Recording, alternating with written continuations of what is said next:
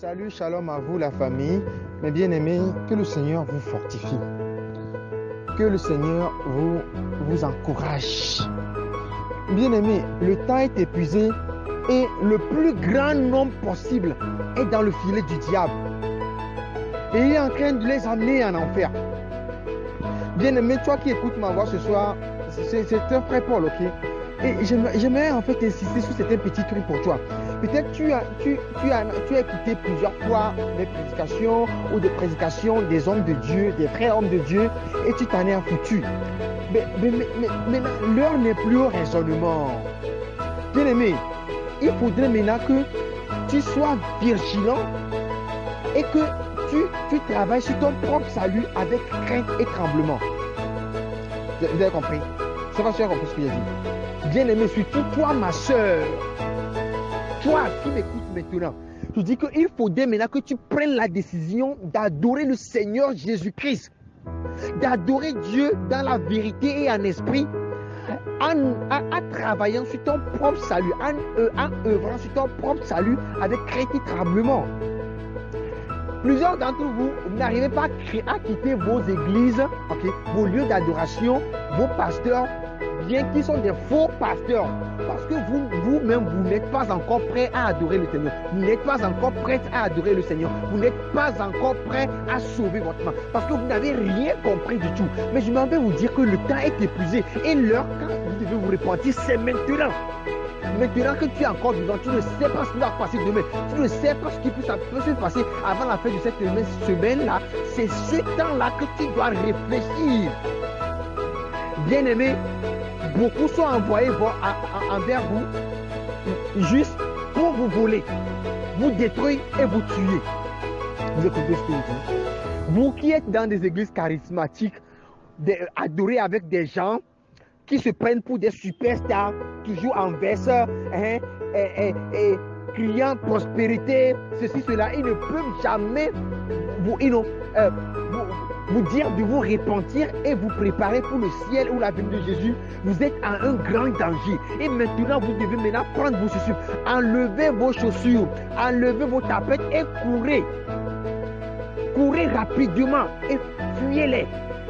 Sinon, vous allez périr en enfer. Je dis, il y a beaucoup maintenant qui ont trouvé 100 000, c'était 200 000, c'était 300 000. Ils se sont construits des bâtiments et comme des charlatans le font, eux aussi vous appellent et vous promettent les mêmes choses que les charlatans peuvent vous promettre.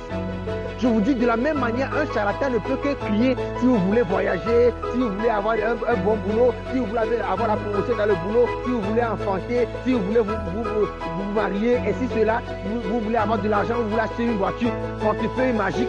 C'est les mêmes choses que ces pasteurs peuvent vous promettre parce qu'en réalité, ils ne sont jamais appelés par le Seigneur. Ils n'ont jamais été appelés. Ils ne sont pas des hommes de Dieu, mais des voleurs qui ont porté des vestes avec une autre stratégie, tenant la Bible à la main pour vous tuer. Vous volez et maintenant vous envoyez en enfer. Voilà la raison pour laquelle toi, ma soeur ou mon frère qui m'écoute maintenant, tu as vu que depuis le début de cette année jusqu'au maintenant, votre pasteur ne vous a jamais parlé avec crainte du ciel ou de l'enfer. Il ne vous a jamais insisté. Ils ont insisté dessus que le Seigneur Jésus-Christ revient. Alors vous devez vous repentir, vous devez arrêter toute forme de péché, vous devez arrêter toute forme de musique mondaine, vous devez arrêter toute forme d'habillement mondain. Il ne vous a jamais dit ça. Vous savez pourquoi? Parce qu'en réalité, le Saint-Esprit n'est pas avec lui. Parce qu'en réalité, le Seigneur Jésus-Christ ne l'a jamais appelé. Lui, il a sondé seulement, il a dit que non, et aucun business ne marche maintenant. L'église marche très bien et vous nous laissez marchandises. Il suffit qu'il vous dise de bonnes choses pour que vous puissiez crier Amen, Amen et à la fin vous viendrez cotiser, donner vos dîmes et lui il est à l'aise. Il a compris maintenant que il lui a suffi maintenant de faire sortir son diplôme qu'un homme lui a donné, qu'il est parti à comment appelle-t-on, école pastorale dans un pays, il a eu sa licence. Donc après théologie, il est devenu pasteur. Or Dieu ne l'a jamais appelé. Donc la seule chose qu'il peut vous dire là, c'est quelque chose que quelqu'un lui a répété de dire. Je m'en vais vous dire, Dieu va vous bénir, Dieu va ouvrir une porte, cette maladie là, délivrance. Chaque jour, depuis janvier jusqu'à maintenant, depuis l'année passée, vous avez fait 5 mois, 2 mois, on ne vous a jamais dit que le Seigneur Jésus-Christ arrive. Le ciel et l'enfer sont réels, alors vous devez vous repentir, on ne vous a jamais dit ça. Et vos âmes sont en train de pleurer. Au fond, spirituellement, vos âmes pleurent. Parce que vos âmes voient que vous êtes en train de les condamner. Ma soeur, si jusque maintenant, à un pas, à une seconde, à l'arrivée de Jésus-Christ, tu peux aller à une église où tu n'as même pas enseigné, où tu n'as même pas enseigné de te couvrir la tête avant de venir. Tu peux aller à l'église avec d'abord pas tes cheveux naturels, secondo, avec les mèches, et secondo, tu ne les couvres même pas. Attends, tu vas à présent de quel Dieu? Non, attends. Ok. À quel Dieu est-ce que tu penses que tu vas raconter? Le Dieu qui a dit que les hommes et toutes les femmes acceptent la façon dont il les a créés à son propre image, gardent leurs cheveux naturels et les couvrent avant de revenir à sa présence. Ou bien le Dieu qui a dit à un pasteur démon d'aller te dire que ces choses-là, ce sont des anciennes choses. Quel Dieu est-ce que tu vas raconter?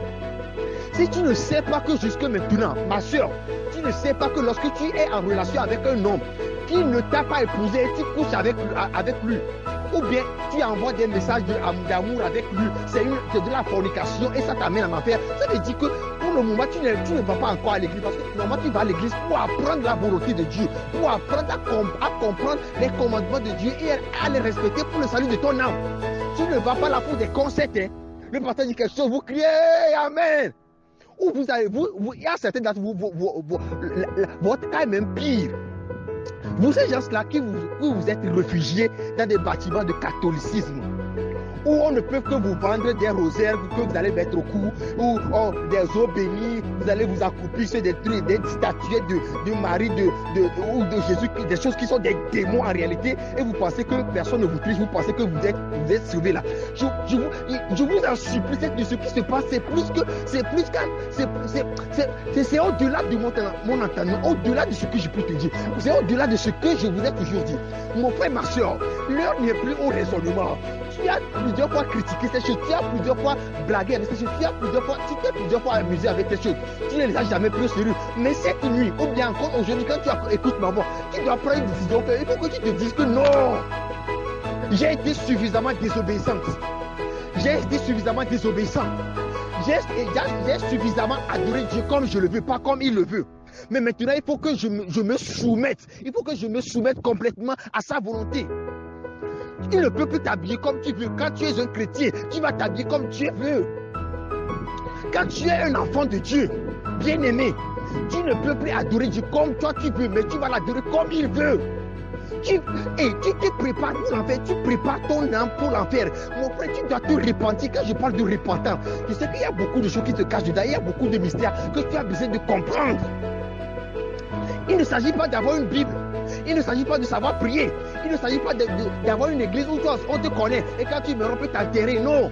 Il ne s'agit pas d'avoir une église où quand tu organises le baptême de ton enfant ou le mariage, les gens peuvent venir. Non. C'est au-delà de ça. Il ne s'agit pas d'avoir un groupe de personnes qui se disent d'une église alors que c'est pas de la misma. Répondez-vous. En tout cas, l'heure n'est plus au raisonnement. Et je suis en train de sonner la trompette. Le Seigneur Jésus-Christ arrive. Le Seigneur Jésus-Christ arrive. S'il venait cette nuit, est-ce que tu es prête? Est-ce que tu es prêt? Si tu mourrais cette nuit, je te demande, mon frère, ma soeur, est-ce que tu es prêt? Est-ce que tu es prêt? On t'a trompé, tu as cotisé, tu as donné des dîmes, tu as tout fait, mais est-ce que tu es prêt?